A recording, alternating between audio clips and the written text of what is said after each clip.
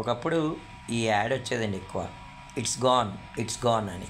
నిజమే, the test match is gone అనుకున్నాం. మిగతా 5 వికెట్లు ఉన్నాయి, ఈరోజు చాలా నిలకడగా ఆడతారు, మూడో రోజు ఈ 5 వికెట్లు నెట్టుకొస్తాయని చెప్పి. ఎందుకంటే అక్కడ ఉన్నది రిషబ్ పంత్, అంతో ఎంతో అశ్విన్ కూడా ఆడగలుగుతాడు.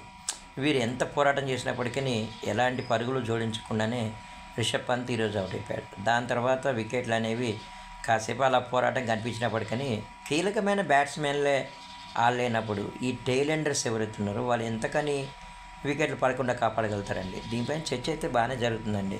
ఇంకొక చర్చని చాలామంది క్రికెట్ అభిమానులు తెర మీద తీసుకొస్తున్నారు.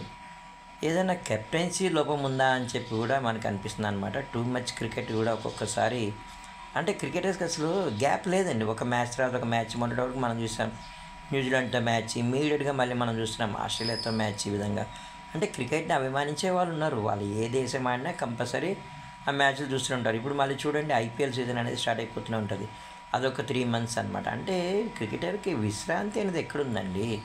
వాళ్ళ పర్సనల్ లైఫ్ ఇవన్నీ ఉంటాయి కదండి. కాస్త విశ్రాంతిని ఇవ్వడం అనేది కూడా చాలా ఇంపార్టెంట్. ఇండియన్ సీమర్స్కి కొదవలేదండి.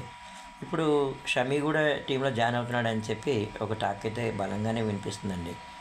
చూడాలి మరి నెక్స్ట్ టెస్ట్ మ్యాచ్ ఏం జరుగుతుంది అని చెప్పేది. కాకపోతే ఏంటంటే కెప్టెన్సీ పైన మాత్రం చర్చలు అయితే జోరుగానే కొనసాగుతున్నాయండి.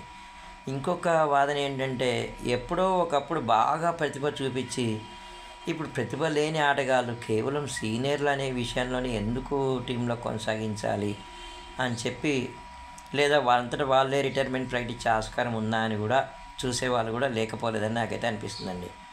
కానీ నా పర్సనల్ ఒపీనియన్ అయితే నిజంగా వాళ్ళు బాగానేప్పుడు అభినందించడం, లేనప్పుడు నిందించడం ఇవి సరైనది కాదండి. They are very good players, no doubt. నేను ఎవరి గురించి మాట్లాడుతున్నానో మీకు తెలుసండి. కాకపోతే ఏంటంటే మొత్తం చేసింది ట్రావిస్ హెడ్డేనండి. బ్రహ్మాండమైనటువంటి ఆట తీరుతోని 140 runs అతనిగా నిలువరించినట్లయితే వాళ్ళకి అసలు ఆ లీడ్ అనేది దొరికేది కాదు. చూడాలి మరి మిగతా టెస్ట్ మ్యాచ్ల్లో భారత్ ప్రదర్శన ఎలా ఉంటుందో.